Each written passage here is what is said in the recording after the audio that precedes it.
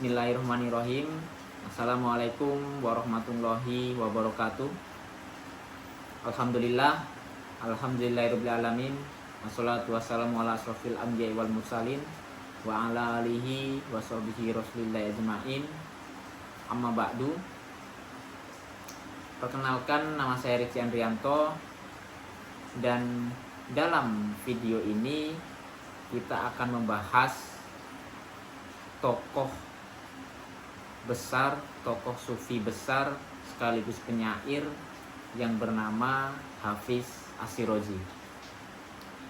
Beliau ini adalah seorang sufi dan penyair besar yang sangat terkenal dan sangat masyhur namanya. Bahkan dari syair-syairnya tak kalah terkenal, tak kalah populer dibanding dengan seorang filsafat Maulana Jalaluddin Rumi. Bahkan banyak tokoh-tokoh filsafat yang ngefans sama beliau. Jadi Hafiz Ash-Shirazi ini kelahiran dari Shiraz, Iran, dan 1 abad setelah tokoh sufi besar lainnya, yaitu Syekh Sa'di Ash-Shirazi. Sebenarnya nama beliau ini bukan Hafiz Ash-Shirazi. Hafiz ini hanya panggilan. Untuk nama aslinya yaitu Syekh Samsuddin Muhammad. Kenapa beliau dipanggil Hafiz? Karena dalam bahasa Hafiz adalah hafal. Jadi beliau ini seorang penghafal. Bahkan beliau ini menjadi penghafal atau hafal Al-Quran di usia-usia awal, usia-usia balita. Beliau sudah hafal Al-Quran. Dan dari berbagai riwayat bahwa Hafiz Ash-Shirazi ini hafal Al-Quran hanya dengan mendengar ayahnya sedang membaca Al-Quran.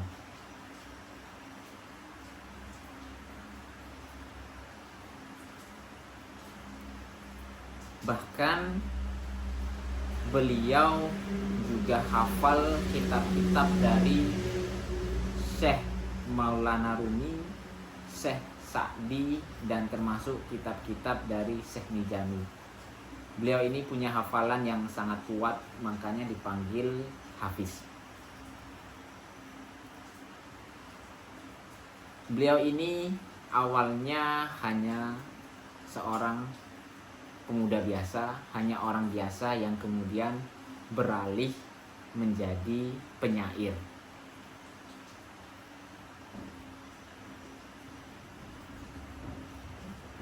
Seorang anak muda yang biasa saja, bahkan mungkin situasinya lebih menyedihkan dibanding kita saat ini, anak-anak muda saat ini.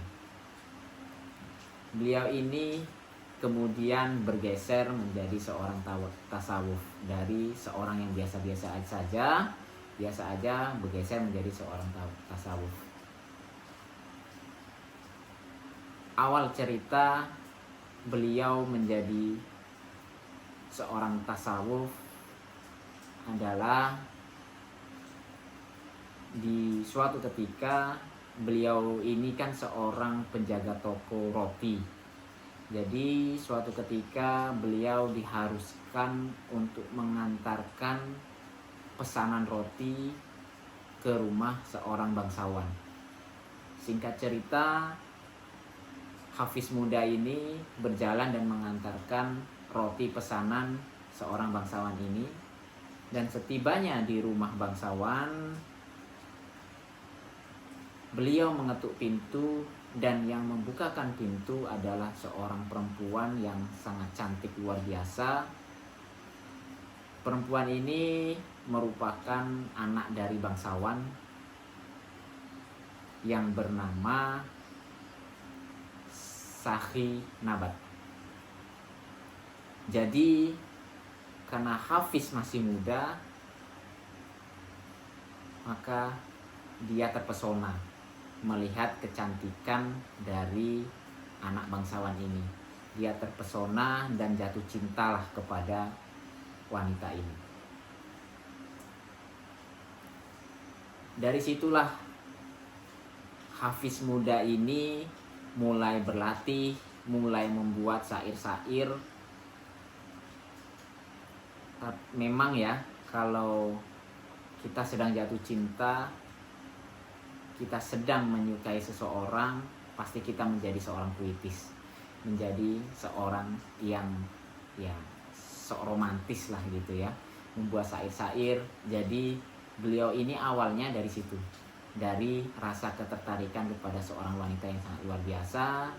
Kemudian beliau berlatih dan belajar membuat syair-syair tentang cinta.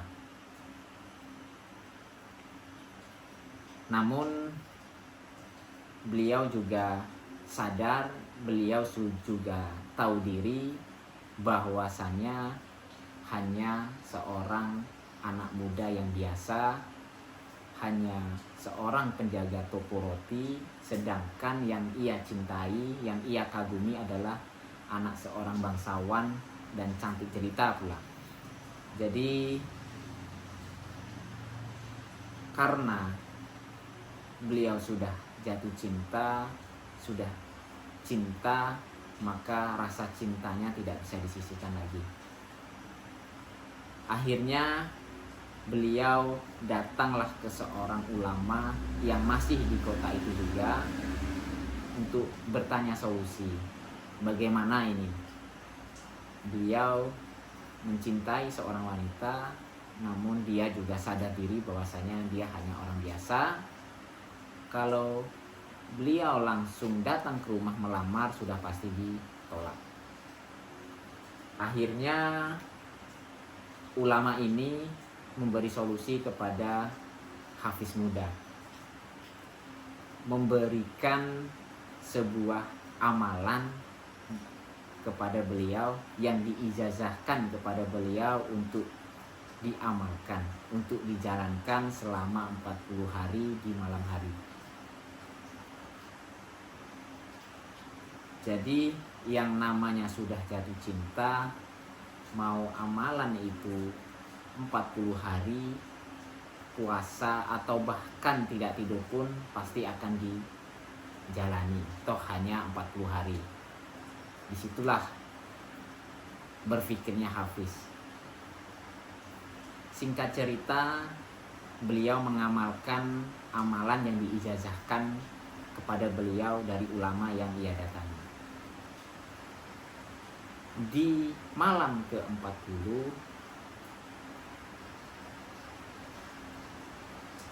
di malam terakhir amalan yang ia lakukan, datanglah seorang utusan Tuhan, utusan Allah SWT, yang memang ulama ini memberitahu bahwasannya ketika amalan di hari ke-40 akan datang utusan Allah. Maka memang benar utusan Allah ini datang di malam ke-40 hari amalan beliau. Jadi menurut berbagai riwayat, utusan yang diutus Tuhan ini, utusan diutus oleh Allah SWT ini adalah seorang malaikat. Maka diketuklah pintu rumah Hafiz muda dan dibukakan pintu. Betapa terkejutnya Hafiz muda, ia melihat seorang makhluk yang cantik luar biasa, sehingga karena kecantikannya ini beliau lupa akan wanita yang dahulu, yang awalnya dikagumi dan dicintai.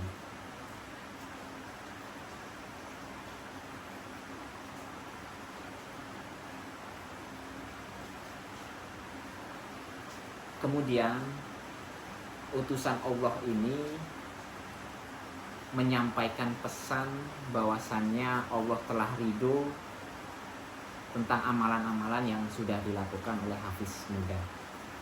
Dan apapun yang engkau minta, apapun yang diminta oleh Hafiz pasti akan dikabulkan. Namun karena melihat keindahan makhluk utusan Allah, ia berpikir bahwasannya utusannya saja sudah seindah dan secantik ini, sesangat luar biasa ini, bagaimana dengan yang mengutus, atau bagaimana dengan Allah SWT? Pasti lebih indah, pasti lebih baik. Maka beliau sudah lupa dengan keinginan yang semula, menginginkan putri bangsawan yang ia cintai, yang menggetarkan hatinya. Kemudian beliau menjawab bahwasanya ia memilih Allah, ia memilih Tuhan yang mengutus si malaikat ini. Akhirnya karena Hafiz muda ini memilih Allah SWT, maka utusan Allah atau malaikat ini menunjukkan jalan. Kalau begitu,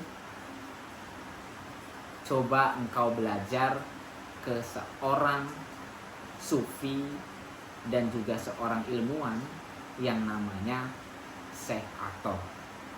Maka dari petunjuk dari utusan Allah SWT ini, bergurulah beliau kepada Syekh Athor ini. Maka singkat cerita, beliau berguru kepada Syekh Athor. Awal mula cerita Hafiz ini menjadi seorang penyair adalah dari rasa cintanya kepada seseorang, kemudian mengamalkan amalan yang diijazahkan kepada beliau, dan ternyata qadarullah,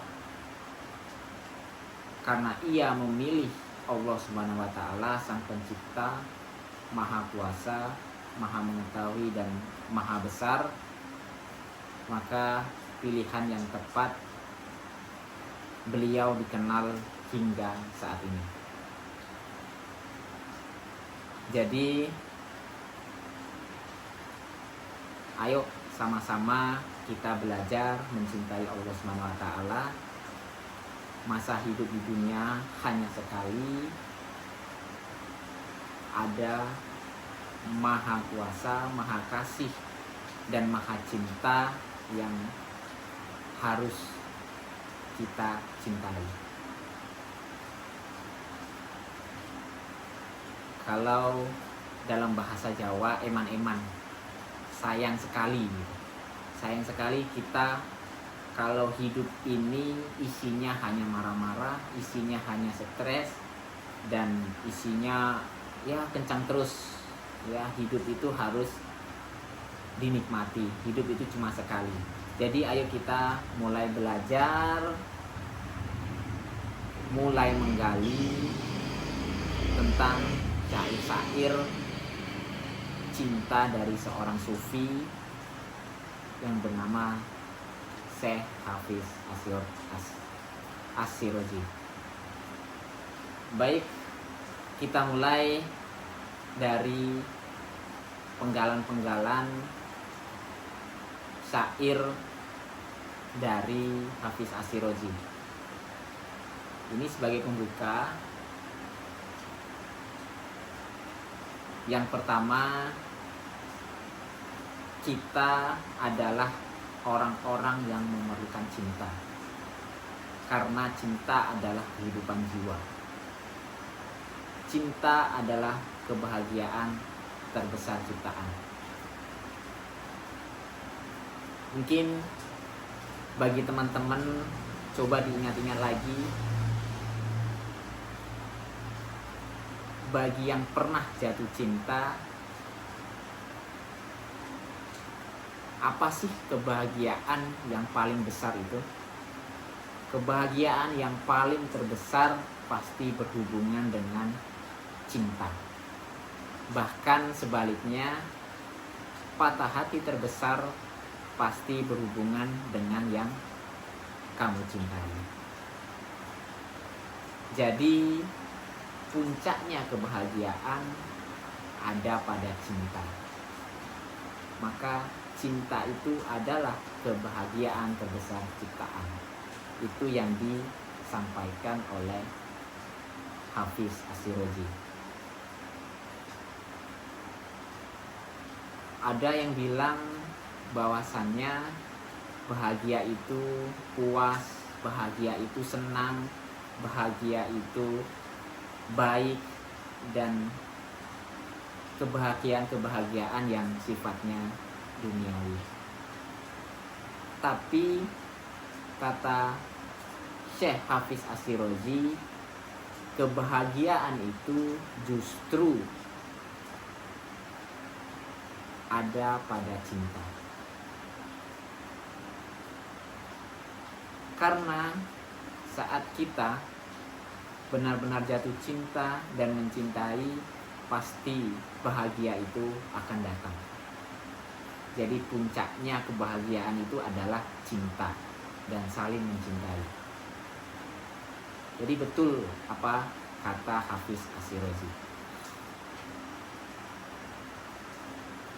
Dan ketika kita sudah mencintai, kita sudah cinta, pasti orientasinya adalah kita rela berkorban, kita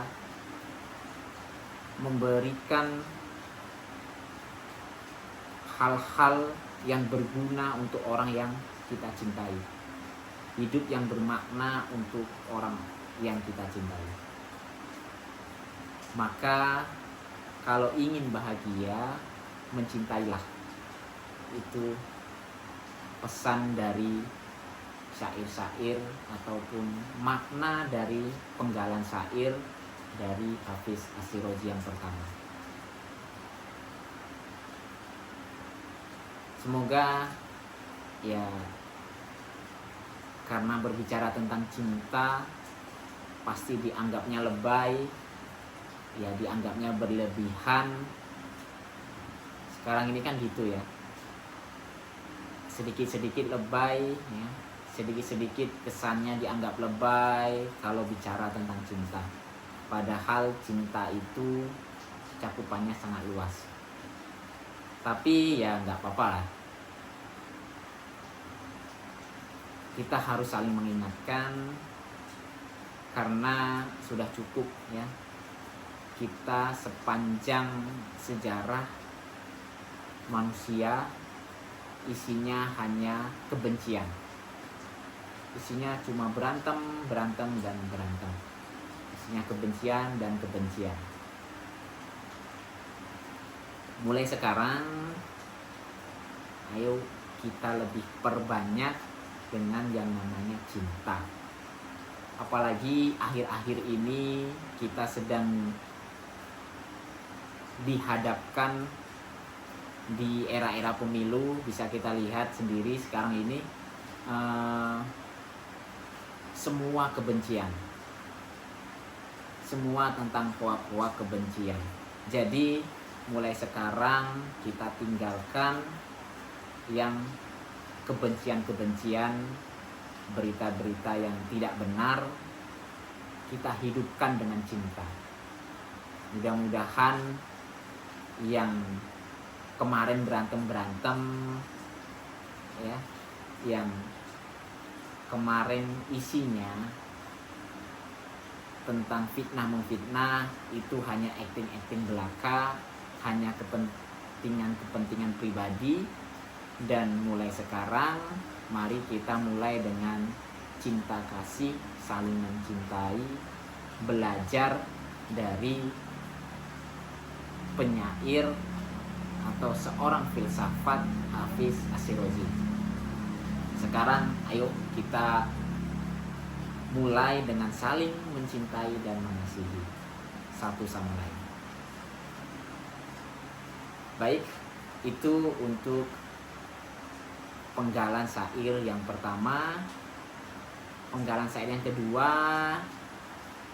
aku tidak membutuhkan gula, tidak membutuhkan tepung, tidak membutuhkan beras atau apapun itu.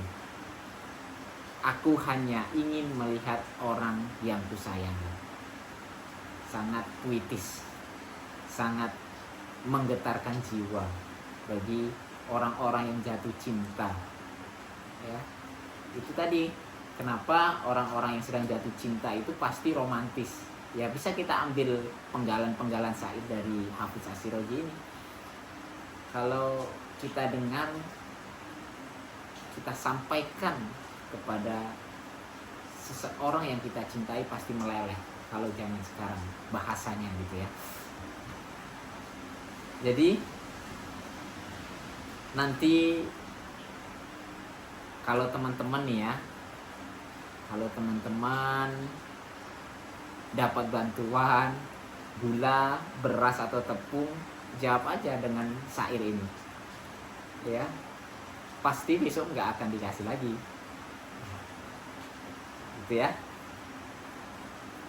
Ya, selanjutnya untuk penggalan syair yang ketiga, langit tempat kita tinggal ini bukanlah tempat untuk kehilangan sayapmu.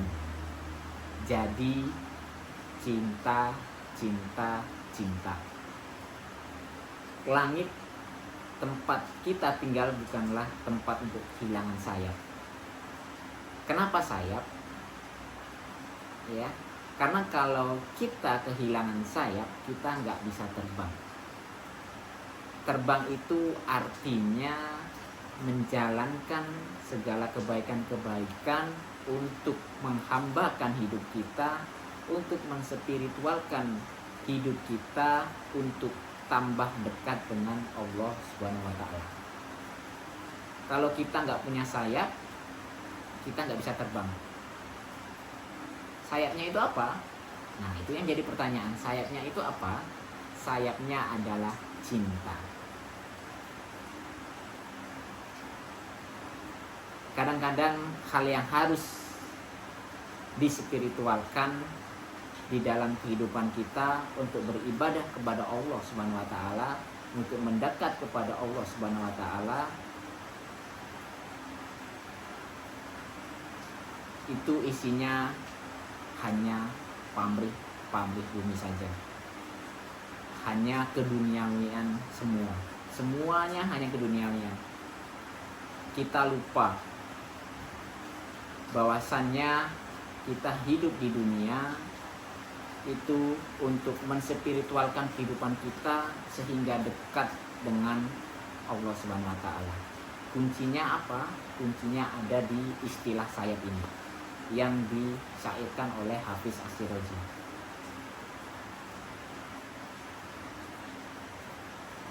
Karena dalam kehidupan kita hanya pamrih manusia, hanya keduniawian semata, kita sampai lupa. Kita nggak bisa naik sama sekali. Kita nggak bisa dekat dengan Allah Subhanahu wa Ta'ala. Bahkan Allah Subhanahu wa Ta'ala hanya dijadikan ATM. Kenapa ATM? Ya, kita dekat dengan Allah hanya pas butuhnya aja. Ketika nggak butuh, ya sudah, dilupakan. Itu yang salah di kehidupan saat ini.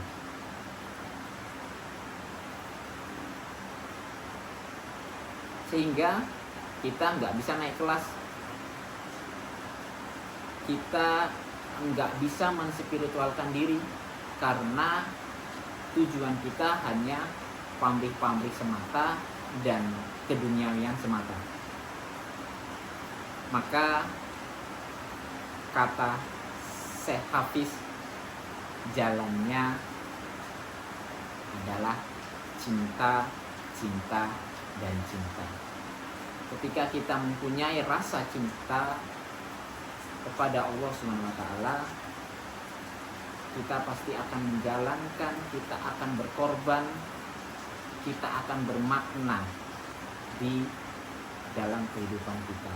Karena kita menghambakan diri, menspiritualkan diri, kuncinya adalah cinta. Cinta kepada Allah SWT. Sebenarnya kalau masuk ke syair-syairnya Syekh Hafiz Asyrozi ada banyak, bukan hanya tentang cinta.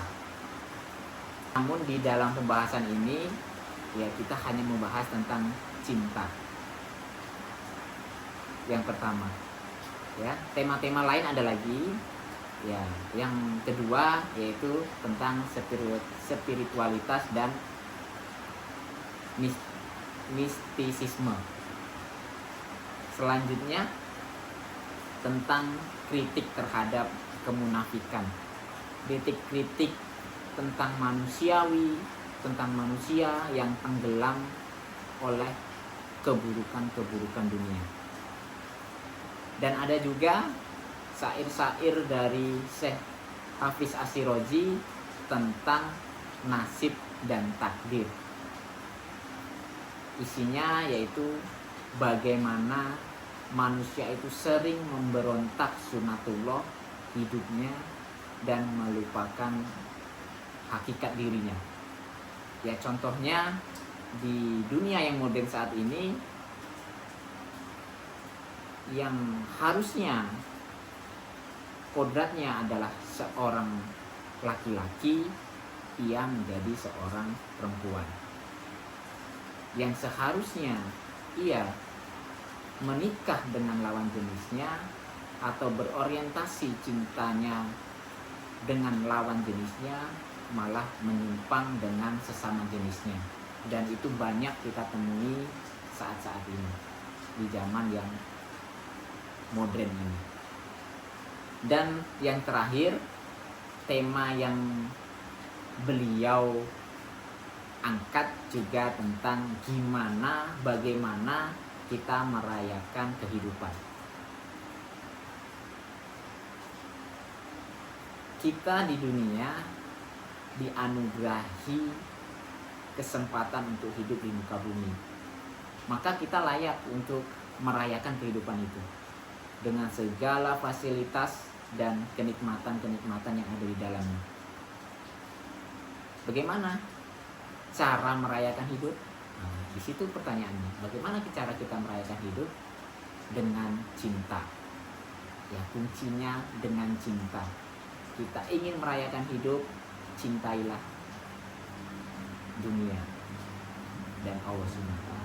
Cintai dunia bukan untuk keduniawian, tapi dunia sebagai salah satu fasilitas untuk mengumpulkan amalan-amalan baik sebagai bekal kita nanti menghadap Allah SWT.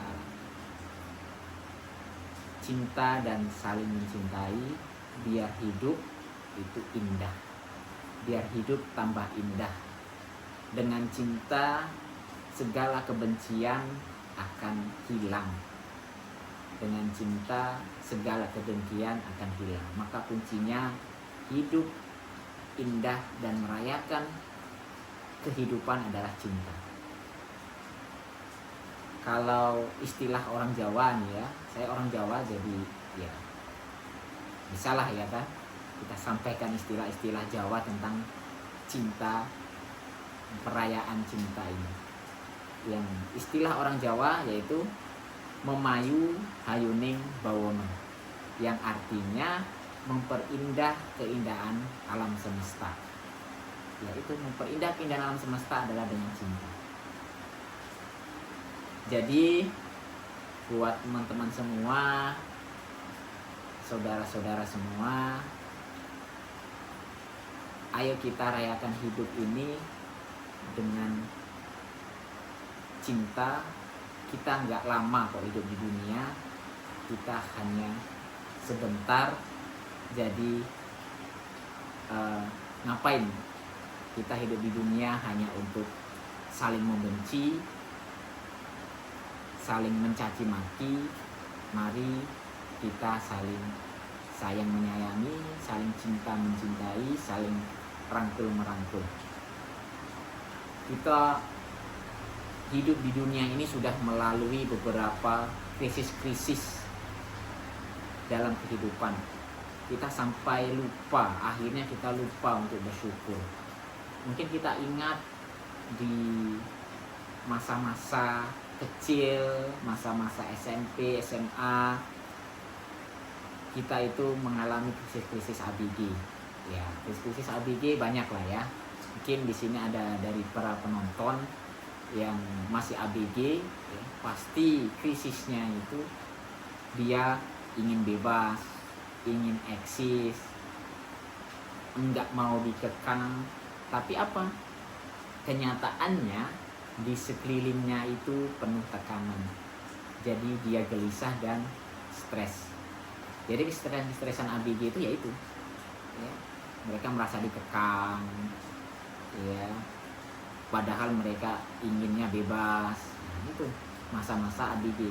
Masa-masa ABG juga penuh dengan krisis. Dan lanjut ke mungkin masa-masa kuliah, ya, masa-masa kuliah, masa-masa remaja, kita juga dihadapkan dengan stres lagi, dan stres lagi. Mungkin di zaman-zaman kuliah kita distreskan dengan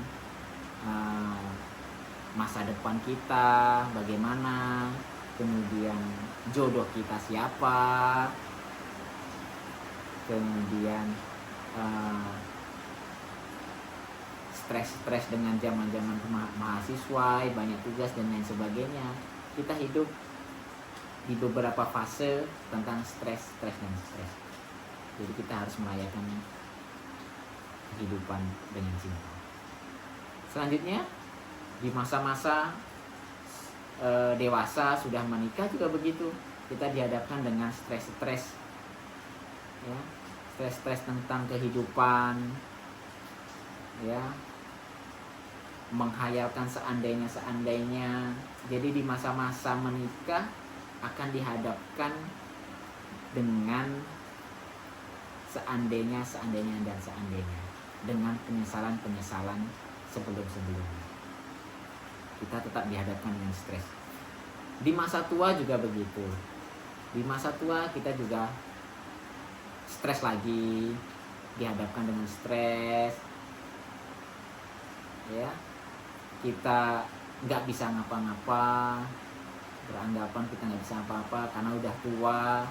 Kemudian kita lihat satu persatu teman-teman sejawat sudah meninggal, mungkin stresnya, kepikiran mungkin sebentar lagi kita yang akan menyusul. Jadi kesetresan duniawi itu tidak bisa kita hindari. Ya, kuncinya apa biar kita nggak stres? Ya tetap bersyukur, hidup dengan cinta. Jadi mari kita rayakan kehidupan ini dengan cinta, dengan rasa syukur, dan itu nanti kita akan dapatkan banyak kita temui di syair-syair dari Syekh Hafiz Ash-Shirazi. Jadi pandangan Hafiz Ash-Shirazi tentang cinta ini, yang pertama jenisnya sufistik atau pasti.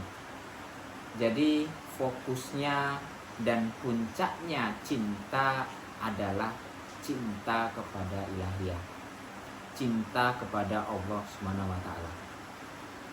Meskipun kadang seolah-olah kita beranggapan bahwa syair-syair itu adalah untuk seseorang yang kita cintai atau pacar yang sifatnya keduniawian. Tapi sebenarnya itu cuma simbol saja untuk mengekspresikan cinta kepada Allah SWT, cinta ilahiyah. Dan yang kedua jenisnya yaitu humanistik. Jadi cinta itu humanistik atau cinta yang manusiawi. Cinta itu bagian dari fitrah kita sebagai manusia. Justru kalau kita ingin menjadi diri kita sendiri, menjadi manusia, kita harus mencintai, tidak boleh hanya berpikir. Karena kalau hanya berpikir itu bisa licik, berpikir itu bisa menipu. Jadi yang menjadi puncaknya adalah mencintai. Jadi khas kita sebagai manusia adalah mencintai. Jadi mari kita kembali kepada fitrah kita sebagai manusia yang saling mencintai, bukan saling membenci. Yang ketiga yaitu simbol atau simbolik. Karena beliau ini seorang penyair, jadi pasti sering menggunakan simbol-simbol atau simbolik dalam ciptaan syair-syairnya. Ada simbol kedai, ada simbol anggur, bahkan ada simbol mabuk. Jadi nanti teman-teman kalau ada syair-syair ataupun menemukan syair-syair dengan simbol-simbol kedai, anggur atau bahkan mabuk, jangan langsung diartikan bahasanya itu mabuk beneran. Bukan, itu hanya simbol. Karena syair itu tidak bisa langsung kita artikan secara letterlock. Ya. Syair-syair itu banyak simbol-simbol, banyak perumpamaan-perumpamaan. Jadi nggak selalu dalam syair mabuk itu terus mabuk beneran. Gitu.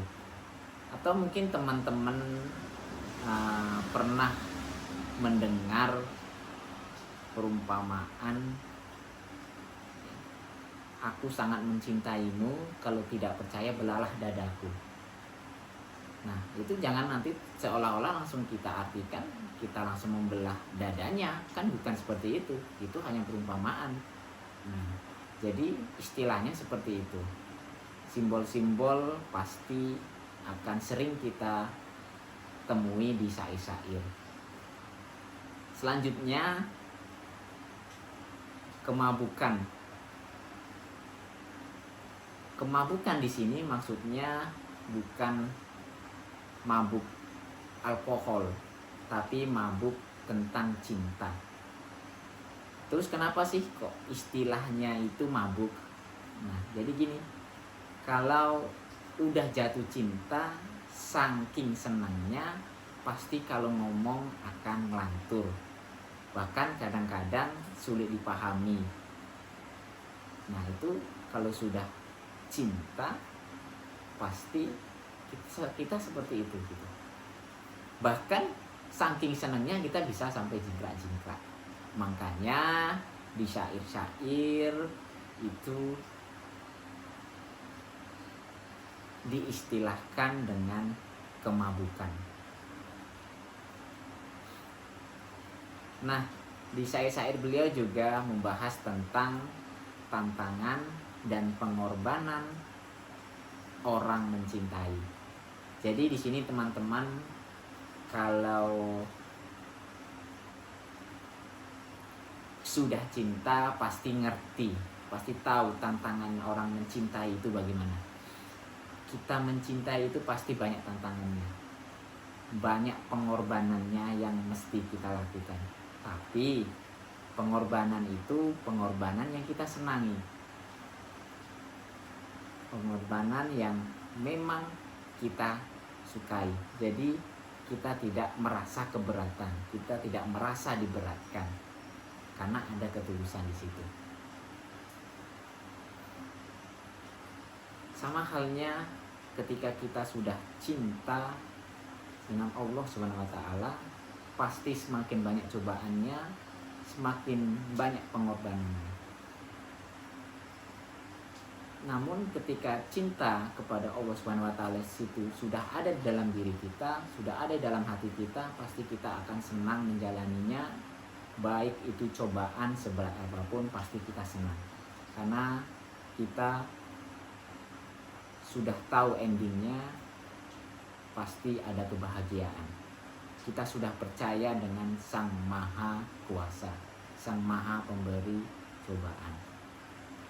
Karena itu dasarnya kita sudah cinta, kita sudah tulus cinta kepada Allah Subhanahu wa taala. Bahkan ketika cinta itu sudah tertanam dalam diri kita, kita akan rela berkorban. Kita sebagai contohkan cinta kepada Rasulullah SAW. Ketika kita sudah cinta, kita akan melaksanakan segala sunnah-sunnahnya. Kita akan rindu ingin berjumpa dengan orang yang kita cintai, yaitu Rasulullah SAW.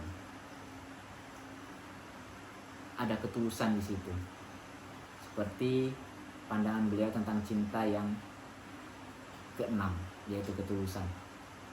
Dan yang terakhir, pandangan beliau tentang cinta adalah efeknya cinta itu pasti ada dalam jiwa, ada pada jiwa kita. Karena cinta itu mensucikan dan cinta itu membersihkan kita. Cinta itu mentransformasikan kita, mengubah kita menjadi lebih baik. Seperti contohnya kita cinta kepada Allah Subhanahu wa taala, pasti kita akan efeknya kepada jiwa kita. Kita akan senantiasa menjalankan segala perintahnya dan menjauhi segala larangannya. Dan cinta kepada Rasulullah, kita akan melaksanakan sunnah-sunnahnya. Jadi efeknya cinta itu pasti pada jiwa kita. Jiwa kita akan lebih baik. Maka perubahan yang sering kelihatan dari orang yang mencintai itu pasti dia tidak egois. Dia bisa mengalahkan dirinya demi orang yang dicintai.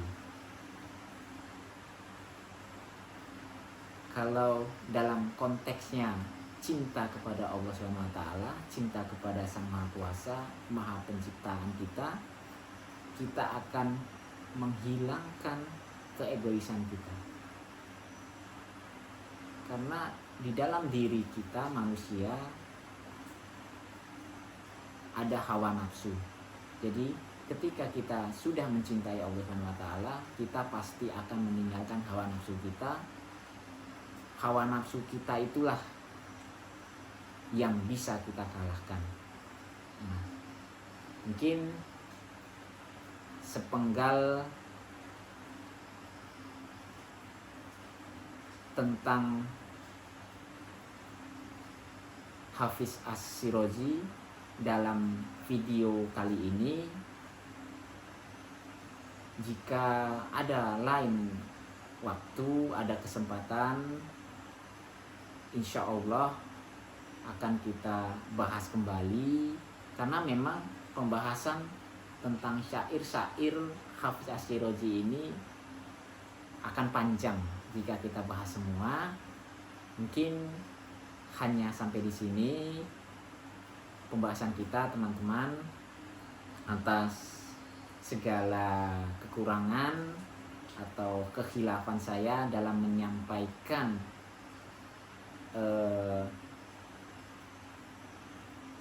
syair-syair tentang Hafiz Ash-Shirazi, saya hanya manusia biasa, tempat khilaf dan salah. Kepada Allah saya mohon ampun dan saya sudahi. Wassalamualaikum warahmatullahi wabarakatuh.